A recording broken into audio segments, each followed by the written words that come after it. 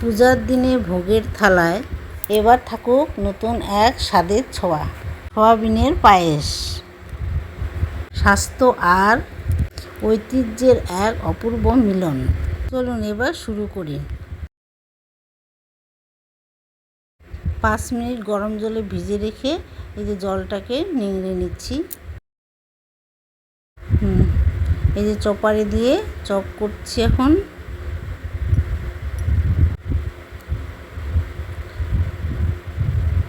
Chop করছি, chop করা হয়ে গেল। এখন বাটিতে তুলে নেব। এবার কড়াই বসিয়ে দেব। কড়াইয়ে ঘি দিলাম, দিয়ে তেজপাতা আর ওই যে কাজু বাদাম ভেজে নিচ্ছি।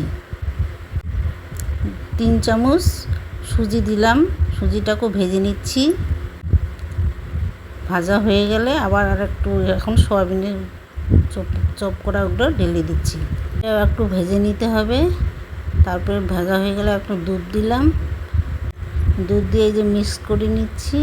নেওয়ার পর চিনিটা ঢেলে দেব, এলাচ দিলাম, আবার একটু ফুটিয়ে নেব।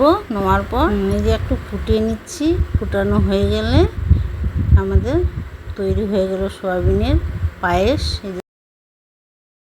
হ্যাঁ বন্ধুরা, ভালো লাগলে লাইক, কমেন্ট, শেয়ার করে দিবে। Thank you, bye, tata.